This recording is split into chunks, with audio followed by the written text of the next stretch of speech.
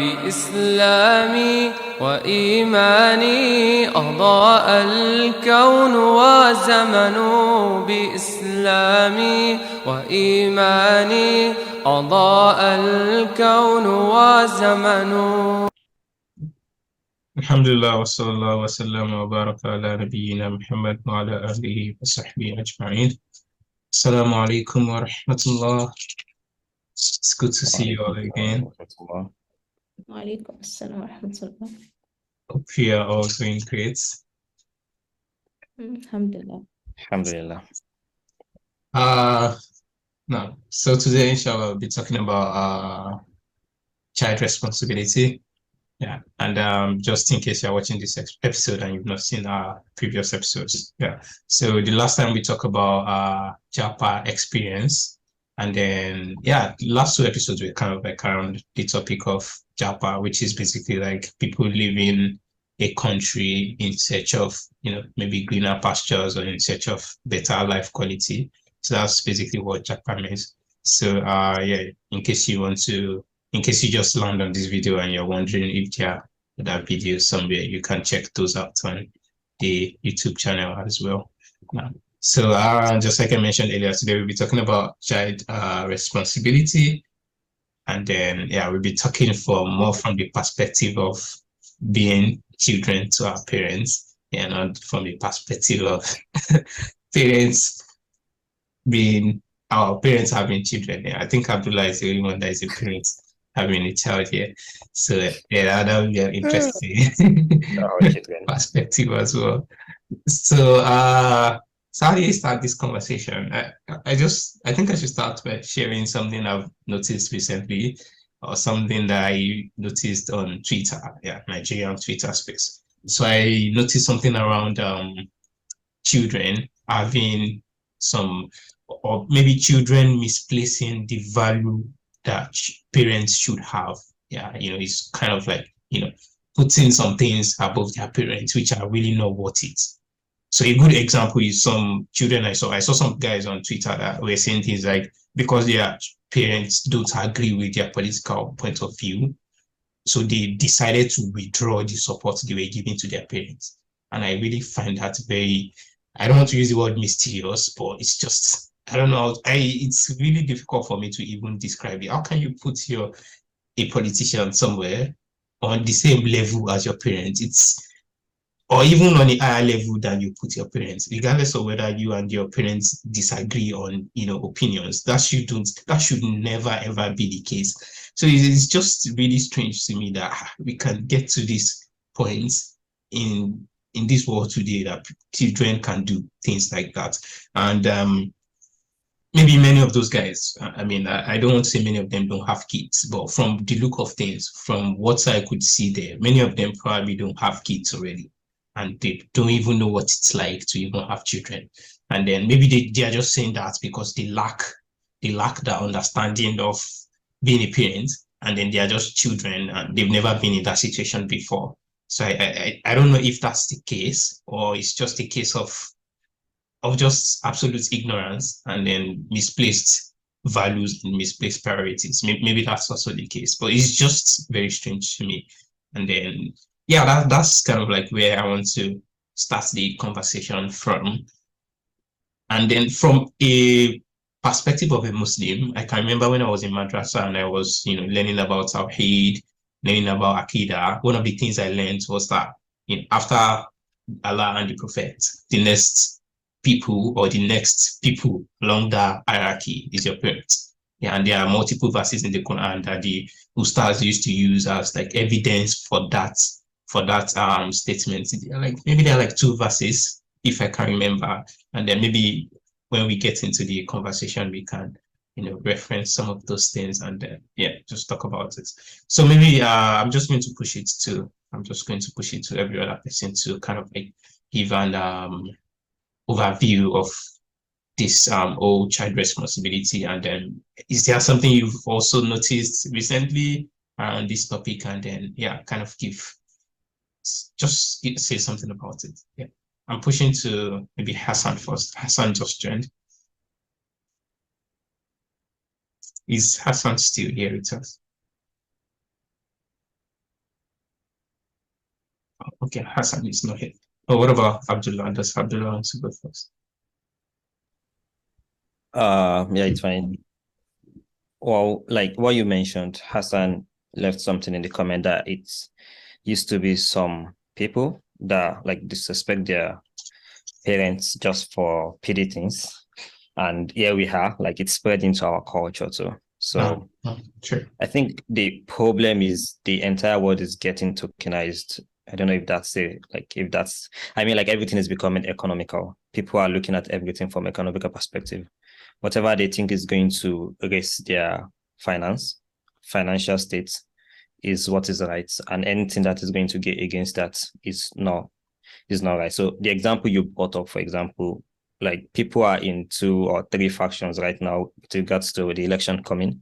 Yeah. And some people have seen it like if this person don't like get there, if this person doesn't get there, everything is going to get messed up. The economic situation of the country is going to worsen and all of that.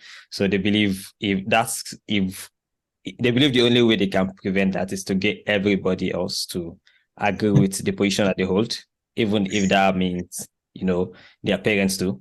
Because, they are mostly going for, I'm not interested in any of the political candidates. So, but they are mostly going for like the young person among all of them. And the parents, who are like most of them are old, they are mostly going for the old guy. So it's kind of like conflict of interest. So yeah. But like you said, we have to take everything back to what Allah and His Messenger said. So, and above everything else, above our financial state in this life, above every single thing that we can think of, after Tawheed, after establishing our faith in the oneness of Allah, the next thing is being dutiful to parents. So like the ayah that Allah says, وَقَضَى رَبُّكَ أَلَّا تَعْبُدُوا إِلَّا إِيَّاهُ وَبِالْوَالِدَيْنِ إِحْسَانًا. So it's like literally the second thing. So, and you see a lot of ayat in the Quran that even Allah says, even if they're like, so like, even if they are, how do you say that? Even if they are not Muslims, Believers, for example. So even if they are not believers, even if they are like something else, even if they worship trees or cows or anything, you still have to be good to them, right? The only place where you would disobey them is if they command you to do something that is not with respect to Islam. But aside from that, you still have to like obey them no matter who they are. So that's like, it's at the top of everything. So I don't know where the world is like getting to day in, day out. Well, yeah. No, that's really interesting. But what I also find interesting from what you said is that, there are multiple factions. And then regardless of maybe each party is nobody is really sure of who is going to make the change, right? But what surprises me most is that it's almost like some people have been to the future. They've gone to the future like 5 years ahead, and they are sure that, okay, this is what is going to happen. And even if their parents go against it, or even if their parents have a different opinion, I mean, they are going to cut ties of kinship with their parents. It's just very extreme. The interesting thing there is, personally, I would not blame anyone for favoring any candidate and thinking the candidate is going to do better, because that's literally what election is all about, being able to forecast. Like, okay, this person is most likely going to do better. So, and people are going to hold different opinions. So I don't really like, even if you think everybody else that vote for this person is stupid and they are crazy and they can't even think, so far you don't express that out. You don't, so far you don't use that to attack other people. So far you keep that with yourself. There is no problem. That's literally what election is about. The red line is when it gets to like attacking parents on that.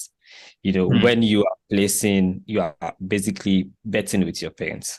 Right. What if you all vote for the person at the end of the day and the person gets there, for example, and it still doesn't do well? What will not happen? Yeah. And if you all vote for the person and the person doesn't get there, what will still happen?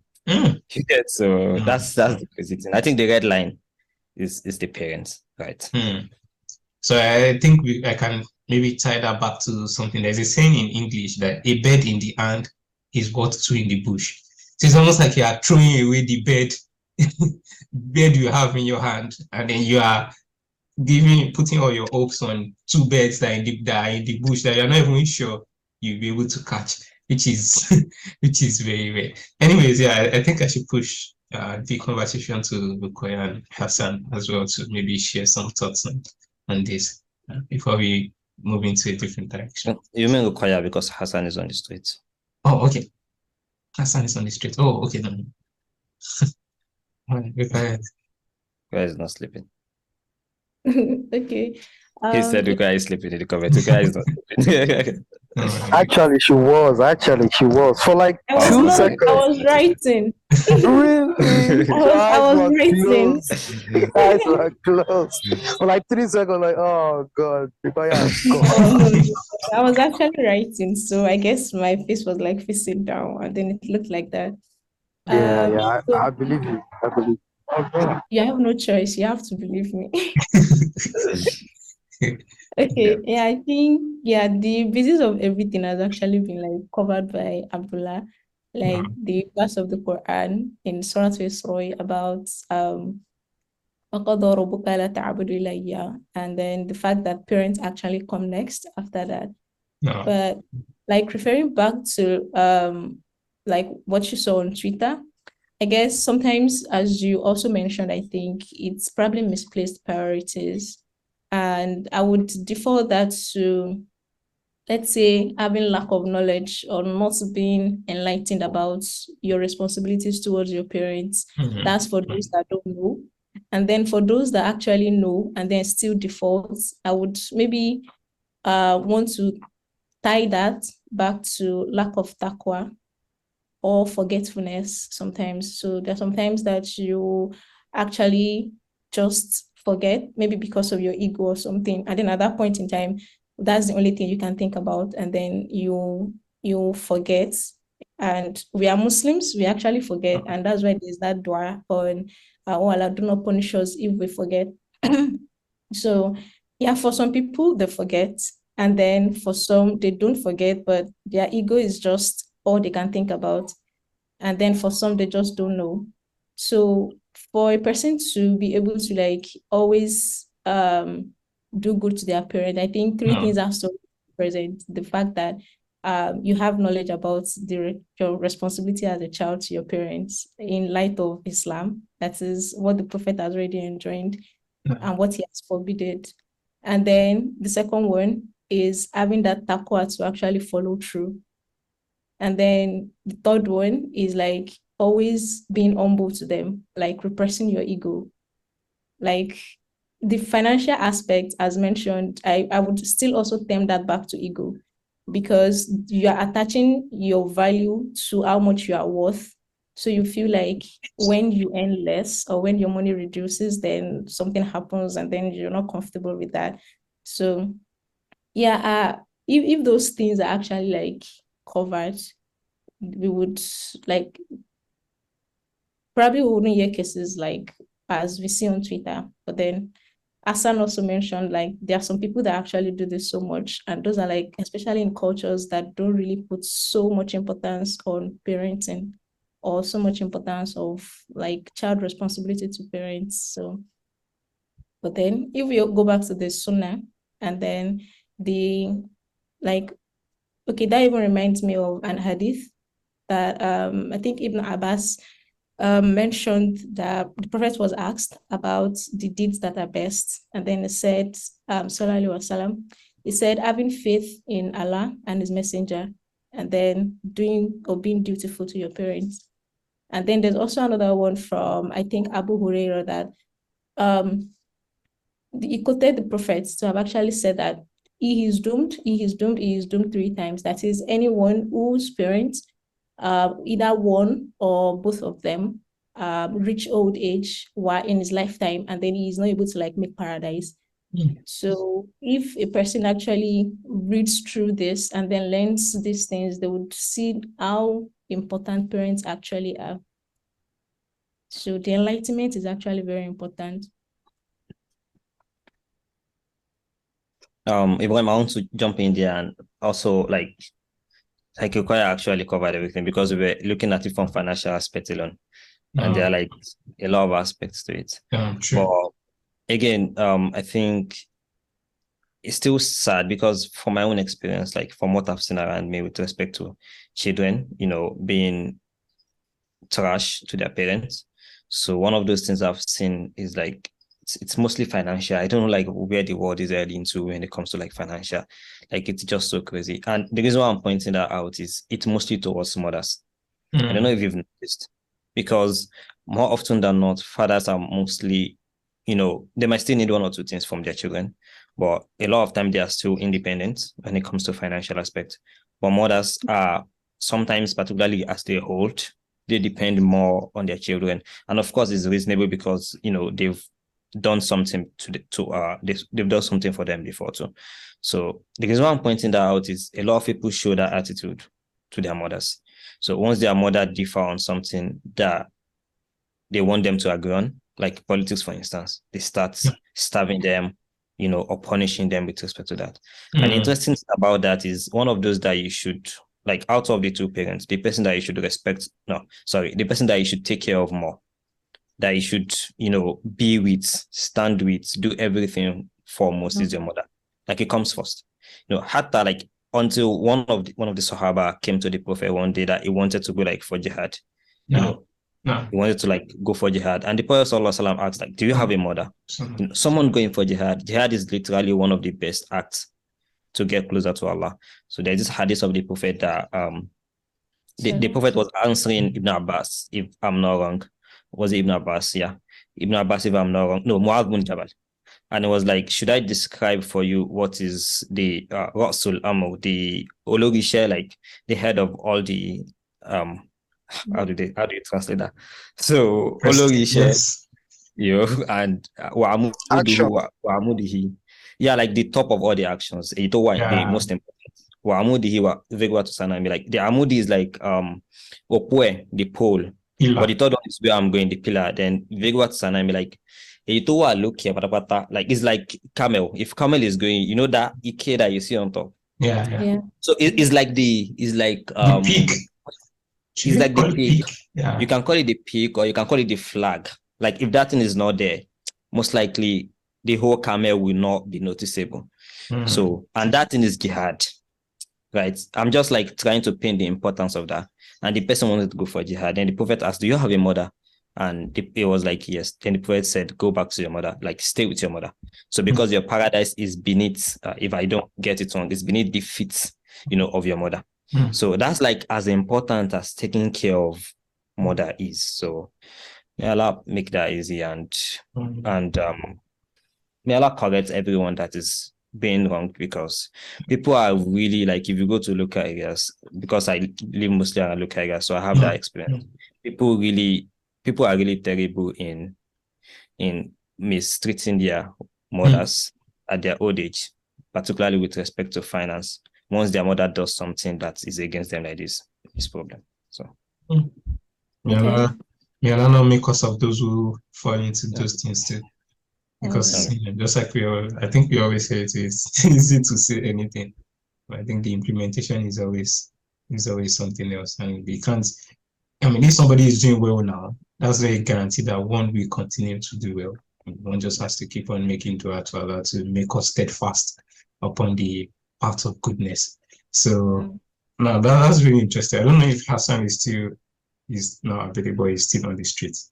I want to change the direction a little bit. I want to change to reverse. Yeah. Can you hear me? Now, do you want to add one or two things? Or the question would be, am I very audible without a lot of background noise? Yes, we can hear you. It's actually okay. Okay. So with regards to what everyone has said, I think I don't really have a lot to add, but basically it boils down to a lot of things. But we should all remember that at the barest minimum, our parents usually have our best interest in mind. Like, I don't think there's any parent that really wants the worst for their kids. And most times, even when you have different views with regards to some other things, it usually boils down to getting their perspective right and quote unquote trying to educate them on why you think yours is a little bit better. Like, there are some things that should never cause differences. Politics, that's the last thing that should ever come into one's house and come and cause wahala. Because even those people that they are talking about, what they are doing behind you don't know. So overall, I think it boils down to that simple thing. Like, our parents, they want the best for us, and if you know that in that light, you are able to convince them much more easily from the perspective of, okay, this might be a better thing.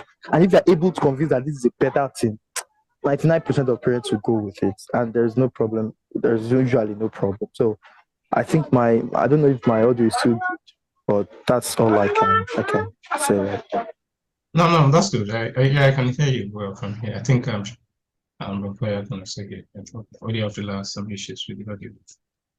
No worries. Yeah. So we got what you said. So what you said is basically that our parents have like good intentions for. I mean, they have good intentions, and then usually, I mean, they actually plan to do well for us. Yeah. Although sometimes, once in a while, it may look like as if they don't have us. Don't have those good intentions. Yeah. There's something I was telling some people recently that like looking back at when I was a kid, right? There are a lot of things I used to complain about. Yeah, I used to complain about almost everything. That this one, look at this kid of this person. Is this not my daddy's friend? That they're in the same working place, blah, blah, blah. But now, looking back, now that I'm also having to take up some of those responsibilities, I've not even gotten to 0 points, anything of those responsibilities. And I'm starting to realize that, man, how did they even survive all of those things, I can imagine I myself, I know I used to be a very troublesome kid. And then maybe my elder brother was very gentle. So yeah, that was like -1 problem. But I'm just trying to imagine that level of how they were able to manage all of those things.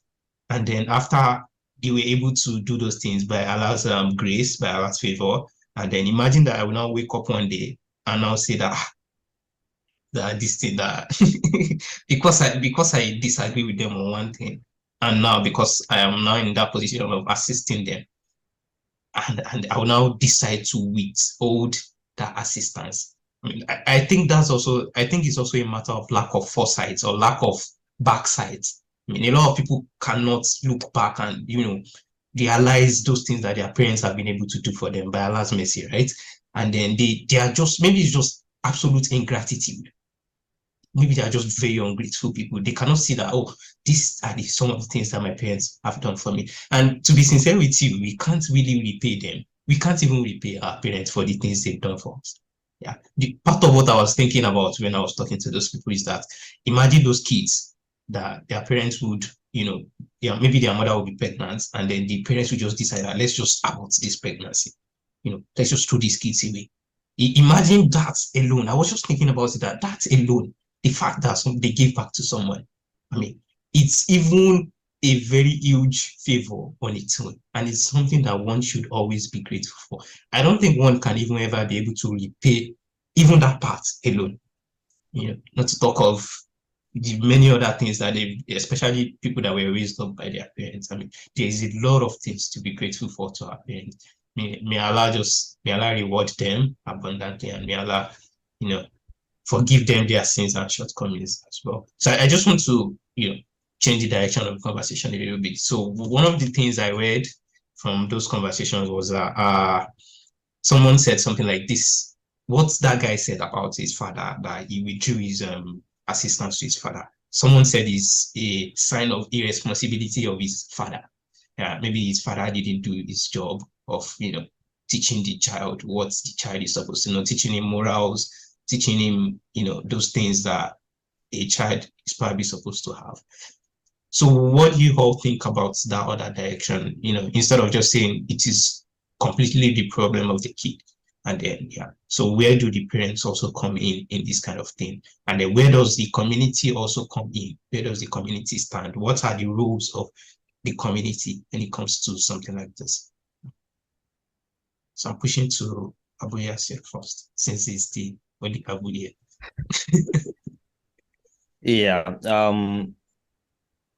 Thinking about that, before you mentioned this, I was actually going to mention that some people will say, all right, maybe you guys had good parents and that's why you are saying all of these things. What of them that has maybe not so good parents, as they would say? No, I'm not saying that for them. So like, how should they treat their parents? The first thing there is, before I even get to that, this is just like, we've not been in the parents' shoes. right? We can't really advise them. They are the one in the position to advise us. But as children, there are like few things that we could say from our own experience of being children too. And one of those things is if the community and the parents abandon their children, if they keep pampering them, as modern day parents do, like you give excuse for your children on every single thing, you give them everything they want. Some even go to the extent of, a lot of people doing illegal things right now, hanging around, and mostly because they want to give the utmost satisfaction for their kids. That's good if you can do it in halal way. But if the community if the community don't stand up, the parents don't stand up, and pray a lot, because you can't do this thing yourself alone, and pray a lot. This is what you experience when you become at that stage where they're supposed to be taking care of you. It's literally like, it's like reverse equation. If you don't take care of them the way you're supposed to take care of them now, they are going to mess with you when you're supposed to be taken care of too. So that's like for the parents. But with respect to the question itself, the thing is, see, this is the thing. Number one is being dutiful to the parents is Allah's commandments as Muslims. That's number one. So there is no way you want to put it. Your parents were good to you. They were not good to you, even if they did not take a single care of you throughout your childhood. Just because they ended up being alive, when you grow up and they are old, it's still your responsibility to take care of them. Allah is going to ask them about what they did. And it's even better that you forgive them so that Allah doesn't ask them. And Allah is going to ask you to. Their responsibility is one side. Your responsibility is one side. It's not dependent on each other. Right? I'll be honest with you. If you've been with someone that is pregnant before for 9 months, and you've witnessed giving birth, subhanAllah, you can't repay that. You can never repay it. You can never. Even the husband can never repay his wife for it. Talk less of it. If you've witnessed someone carrying pregnancy for 9 months before, it's not easy. And giving birth, even you yourself that you are there, the kind of pain and agony that you feel, talk less of the person herself, then having to take care of the child like a year, 2 years after. It's not funny. It's because we just grew up, we can't see we have something that can show us what our parents went through. SubhanAllah. So you can't repay that. That alone, like that struggle alone, you can never repay that. And that's why Allah says, that we should be praying for them, that may Allah have mercy on them, just as they had mercy on us when we were young. Like, at the end of the day, my point is, if they were good to you, be good to them. If they were not good to you, forgive them, still be good to them. You don't lose anything. You don't lose anything. At the end of the day, you would even get more reward. You would even get more reward, because that's taqwa, right? Someone didn't do good to you, but you still like go out of your own way to do good back to the person. And for the fact that they are even parents, it's just like you are harvesting your agenda. So I don't think it's an excuse, whether you are Muslim or you're not Muslim. This is not even about being Muslim. Even if you are not Muslim, just be good to them. So it's two things. If they are good to you, be good to them. If they are not good to you, learn from their mistakes. Learn from their mistakes and do good to them. Because if you don't want to learn from their mistake and you want to do as they did to you, your children are probably going to do that. And the trend just continue, until when? So it's better you learn from their mistake and be good to them. And believe in Allah, your children are going to repay that to you. And Allah is going to repay that to you, which is like the utmost reward. So, yeah. That makes it easy for us. Just on based on what you've said as well, it's kind of impossible to repay them. But one thing I just wanted to mention is, looking back, I think one of the best things my parents gave to me was not sending me to school. I think it was actually sending me to madrasa. Do you know why?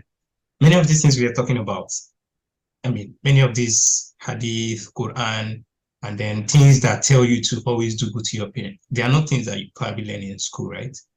They are not things you probably learn in school. They are things that you get from madrasa. That madrasa, those things that you get from madrasa, or I don't know how to describe it, but I believe you get the point I'm trying to make here. These values are not things that you really learn in school.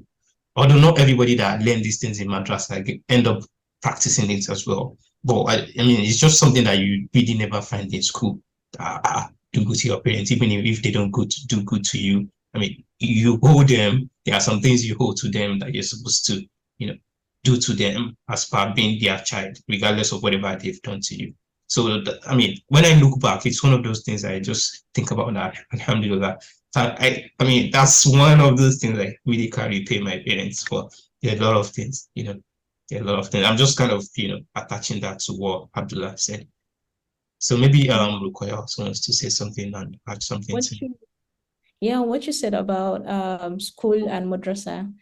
There was a quote I read somewhere. I can't remember who said it, but it's like school would actually like teach you how to like make a living, while Islamic education would teach you how to actually live. Interesting. So one cannot, like, both of them have to like complement each other. Yes. Interesting. Yeah, that's really interesting. That's an interesting perspective. I think Hassan is also trying to say something. Is Hassan still on the street, or is he off the street? I hope you are running errands for your mom. Oh, maybe he's running errands. Be a good boy. Don't look at women. But the point there is, like, if your parents had done good to you, if your parents had done good to you, like, you will be the worst person if you don't repay them back. No. So I mean, one thing is people that had issues with their parents, but for people that actually had good parents, and again, parents cannot be perfect. So most times we exaggerate the little things that we had issues together with, and we totally abandon the struggles they went through. You are looking at yourself today like you are smart, sunnah, this, that. They are literally the one that gave you that foundation. No, true. Some people send their children to some people did not even care about their children growing up. This is struggle to put in one madrasa, in one school, they had to what's Ajo in English again? They had to do all of these things.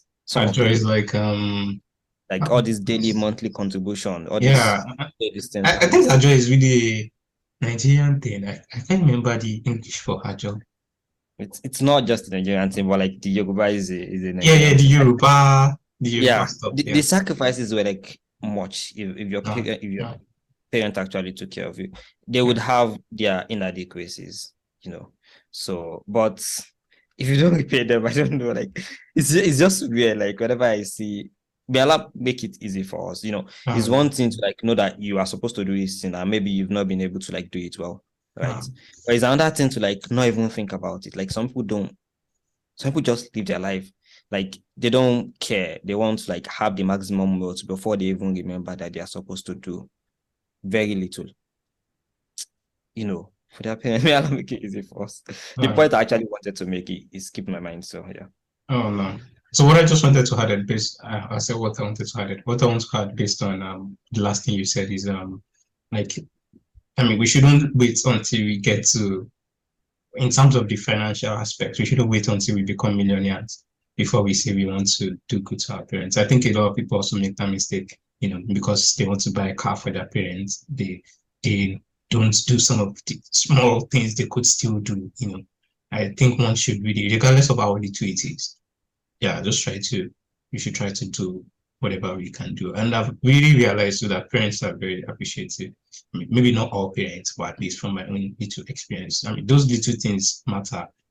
Those little things matter, and maybe they also show that you have compassion for them. And then, you care about them, call them regularly if you can, try to do it, not if you can. That companionship too. I think at this point too, parents who, when they grow older, they want that feeling of, companionship. Yeah, those are some of the things we could also do to make them happy, to repay part of the little things or part of the many things they've done to us. We can't repay them, like we've mentioned. It's kind of impossible to repay them. There are some things that can be bought with money. Regardless of how much money you give them, you really can't repay some things, but it's just impossible. Yeah, I'll make it out. Yeah. So well, the point I wanted to make actually, sorry, is that we should always remember to pray for our parents. That was the point I wanted to make. So I think we were in one janaza one day. It was one of our uncles, and my dad was like the one giving like this short nasiha that people like sometimes give. So and it was like we should train our children to like pray for us, and not just pray for us. They should pray for our fathers and pray for our forefathers. Like literally try to be praying for your old generation while your father is alive, and like get used to it. Then train your children to get used to it. The idea is to have our generation praying for one another, like praying for each other back.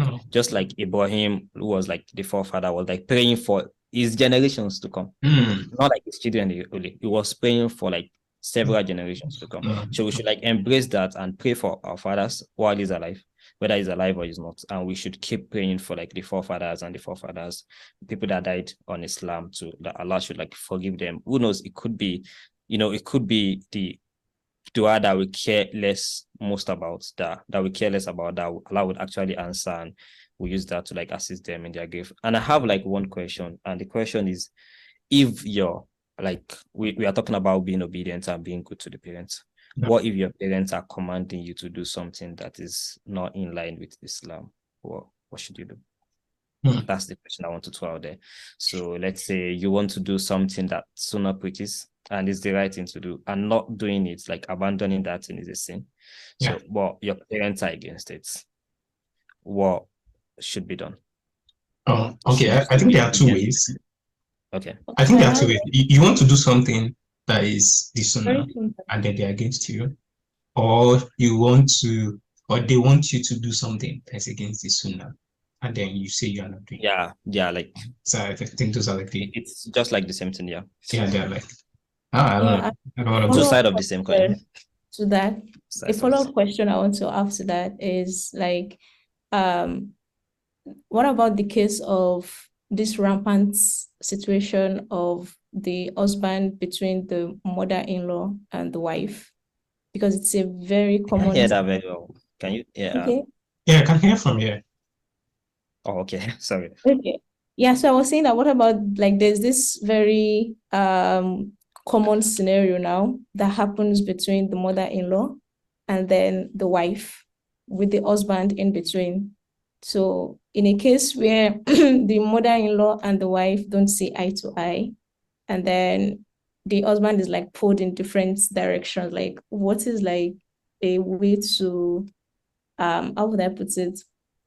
A way to reconcile. Yes, exactly. In a way that you're not offending either of them, or disobeying Allah through either of them, or offending or sinning against Allah through either of them. Tough question. Anyways, I think that question is beyond me. It's beyond what? I said I think that question is beyond me. We leave that question to Abu Yasir. Why is it beyond you? That's a tough question. Anyways, let's answer the question. Abdullah. I do think we should like suspend both questions to like next talk, because this is like 10 minutes to answer for me. Oh, sorry, 20 minutes. Well, if we are not like question, but yeah, I think we should push it to the first question in a nutshell from my own perspective. Like, it should be my own perspective, right? It should be stranger's perspective. Yeah, from my own experience. Number one, people say that a lot. I'm not trying to belittle anybody's experience, but people say that a lot. I've not actually experienced it, and I've not seen it around me. It's actually kind of weird. Back in the days, I still think a lot of stories like that are actually, fabricated, and it doesn't actually exist. I do think like that. It's not everything, but a lot of it. So people just sit down and write these things up and just pin around. We used to hear that if you want to drive out and your mother and your wife want to be in the car, where would this? Like, what the hell is all this stupid? So like the scenario I'm painting is actually real life scenarios that I have seen. Honestly, I agree that it happens. You get? Yeah. I'm not trying to belittle. I would even have some men ask me what they should do, and I'll be like, I'm neither of these positions. I'm not a wife. The second thing, the second thing I want to mention is that, to be honest, may Allah not test us with rogue wives. I mean, You know, if Allah bless you with a good wife, something like that would probably never happen. I'm trying to build up my arguments. Do you get? So I'm not just saying it's not like white and black. So it will probably never happen, right? Like your wife and your mother having issues, you know, that is like showing. If she notices something that she doesn't like, she would most likely come to you first, you know, to come and inform you, you know, and you will like do something to that. And if your mother notices that too, I mean, your mother and your wife will probably be in like mother-daughter relationship that she can correct her just like she can correct her daughter. Like if Allah bless you with a good wife, you like not a wife that is a test for you, though we are a test for one another. Now the third thing is if it does happen, like your wife and your mother has issues, the first thing there is one person will most likely be wrong, or both are not even wrong. They are probably not just understanding themselves. And just to be brutally honest, women tend to be emotional a lot. You know, there are some things that are actually very simple. That if men intercede, is it intercede or come into the discussion, you would just say, like, you probably just laugh first, like, like we fight, you know, just you know, like, I'm not saying everything's about that, but that's one of those things too. So I think if it does happen, number one is never disrespect your mother. Never disrespect your mother. You can settle the case even if your mother is wrong without disrespecting her. Particularly, never disrespect your mother in front of your wife. Never do that. So whatever the case may be, never disrespect your mother in front of your wife. At the same time, don't disrespect your wife too in front of your mother. So it's both ways too. You should uphold the respect of both of them, but that of mother it far supersedes that of your wife.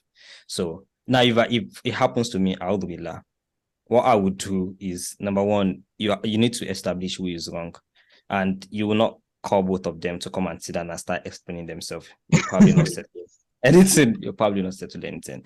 So the first thing there is like, I would go to my wife first, and because I want to hear my mother last. I don't want to hear my mother first, and my wife will off everything that she said.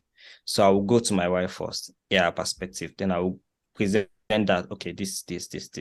So in a beautiful way, not even if she narrated it in an accusatory and angry and whatever way, I'll present it in a better way, you know, to my mother, to like just see her perspective too, then listen to her. And at the end of the day, almost every issues can be resolved, right? If you just listen to one another, to be honest. So now if you hear this person's perspective and this person's perspective, then you can see, if Allah blesses you with wisdom to see like, okay, maybe you are wrong here and you are wrong here, or this person is wrong, then you can try and like, you can go back and forth, you know, try to explain like, okay, this is what this person thought. This is why she did this thing, even if she's wrong.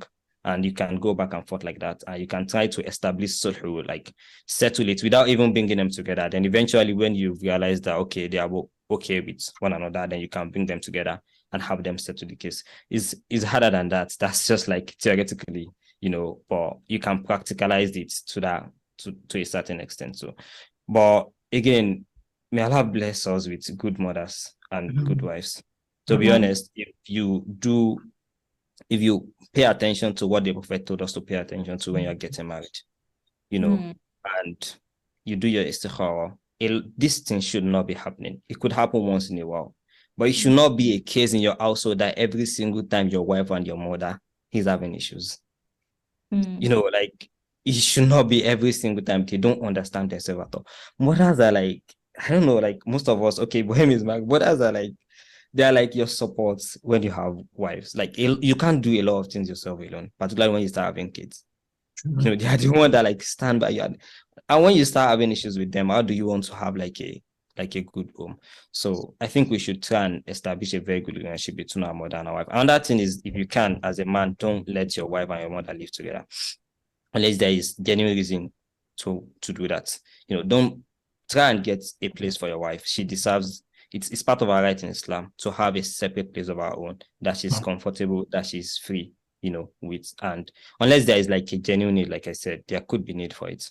But apart from that, try and have a separate place for your wife. When you live together too much, woman causes the issue, it causes issue, even between husband and wife, right? So, but like you're already in it, husband and wife, you don't have choice. You have to like settle things between yourself, whatever comes up. But mother and wife, they don't have like any obligation that much, you get, to themselves. So at the end of the day, too, wives too should try and take the mother of their husbands like their mothers too, because they are like their mothers. If you treat your husband's wife or your husband's mother just as you treat your mothers, you would not have that kind of issue. I'm not talking to like Okoya, I'm just saying like in general, like you as a plural. No, I'm actually learning a lot from it. So I think I don't know if I was waffling, but that's what I think about it. No, it was like a almost perfect response. And I'm saying almost because of course there's nothing that is perfect. So yes. I really learned a lot from it. And truly, as you mentioned, like cases that I've seen, truly, the wives most of the times are not actually the best of persons, truly. Like me now looking back at scenarios that I've seen, that's actually the case. And I've even had men that would actually say that they wished they had not married her because of so reason. Like maybe probably the reason they had married the person was because this person had a lot of beauty, right? And then they'll say they wish they had actually not married her because of that. So yes, like truly, as you have said, like if we actually look back towards the reason why the Prophet ﷺ said you should marry a person, then all of this would actually be like, it would be mitigated in a way. Yes. So, but now the case is that this thing happens. So for a situation where of course, the wife is like the belligerent one here, or the one that is like the difficult one. And then you respect your mother as a man, but the wife continuously disrespects your mother and then make things difficult. And after several interventions from even people that are scholars and all of that, this person still does not eat to that. Do you think divorce would be like a way to go for the man? If it's as you painted it, I think it's a valid case for divorce. If your wife continuously disrespects your mother, like she's the one doing that, not like not like conflict between them, but your wife actually disrespecting your mother continuously, and it has been settled. I wanted to say maybe like take it to like scholars around you, like the elders. That's what I wanted to say. But since you mentioned that those people have intervened several times and it still doesn't work out, I think don't let your wife be your agenda is not under the foot of your wife. It's under the foot of your mother. So if your wife will be a source of losing your agenda, from your mother, then I think you should get it out of the way. It's not do or die affair. No, Jazakumullah khairan. That's why I think I'm really going to send this video to like a set of people. I just want to add something here that I think it's also important that regardless of whatever the situation is, I think it's also important that the man himself already has a good relationship with his mother, because there are also situations that where men don't have good relationship with their mother. So I think if that's also a case already, that can also add salt to the wound that is already existing. Yeah, so that's also something that we just had. I mean, Abdullah if you are the one that blame your mother in front of her already, and talk negative of her, then exactly. I get your point. That's the very valid point. Yeah. So I think it's that's also something you should take into account when whoever you are sending it to is listening to this. Yeah, so that they don't just, if they're already an irresponsible picking, so irresponsible child is not doing what they should do to their mother. I mean, that's a recipe for conflict already. It's almost like you've created a grand that, come and fight. Yeah. So that's just one thing I would add to everything Abdullah said. No. I think we've not answered the question of if your parents commands you to do what is wrong or you want to do what is right, and they're should we still answer that now, or should we postpone it? Well, we can postpone it. Yeah. I actually feel like the answer would be like simple. Like that's like the basis upon which you should actually disobey them. If they enjoin what is against Islam or what is against what the Prophet enjoined, then I think that's like the only basis upon which you can actually like disobey them. And then you don't just disobey them rudely or in a way that makes them feel like you don't know what you are saying or you don't know what you are doing or I know better than you. So you would also do it with like humility and then explain to them the reason why you think this is how you want to do it. Or sometimes even if they don't even have to know how you ended up doing it, just do what you want to do and don't even inform them about what you did or how you even went about it. If you took their advice or if you didn't, or if it's possible to actually hide it from them, then just do that. Well, what I just want to say to that is that it's theoretically simple from experience. It's theoretically simple, but the practical implication of that can be really tough. From my own experience, yeah, I think I've had some really tough situations like that before.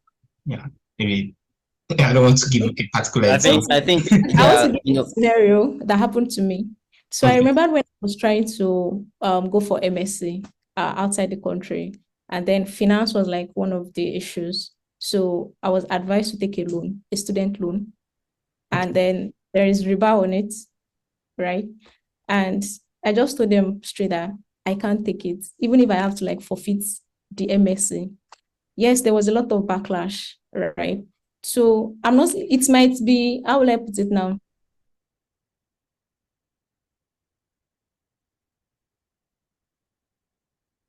Stamina.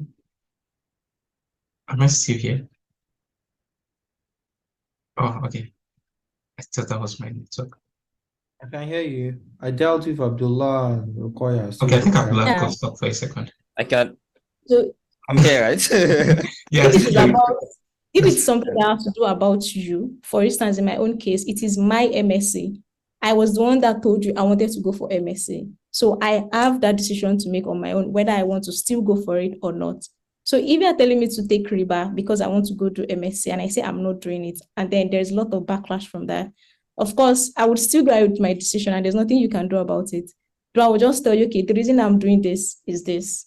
And I remembered even then, I just showed them the ayah in the Quran that says, okay, you don't do riba and all of that. And that was it. Though there was still backlash, but now nobody even mentions it anymore because Allah actually provided something that was better.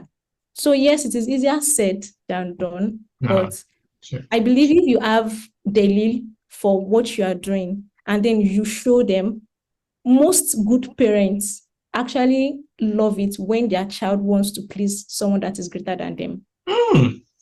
My mom, for instance, I think I don't know that word good you used there is a little bit. I think no, Ibrahim, the thing is a relative discussion. Right? Yeah, it's a little bit, you know why it's nuanced. What we can say is we can say the generic. We can say like a specific scenario.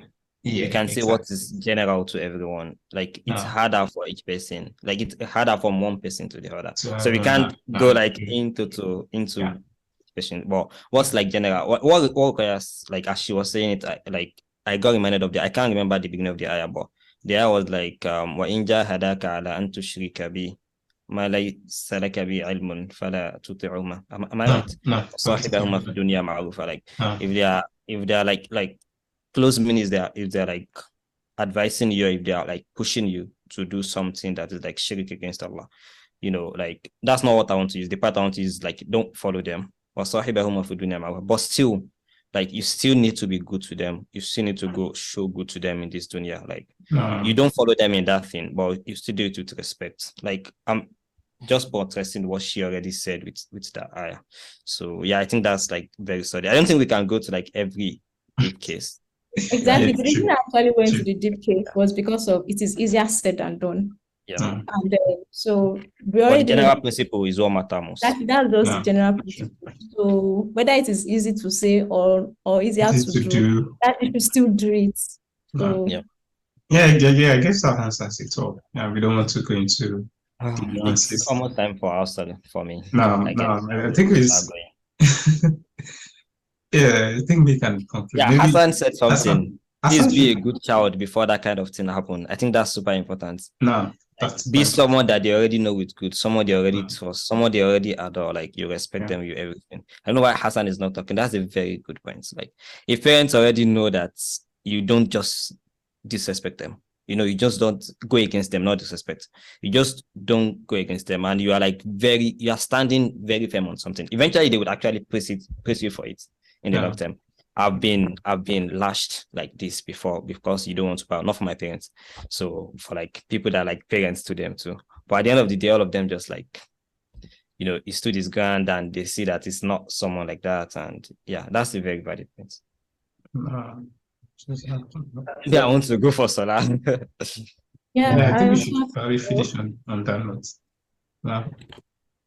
That's good.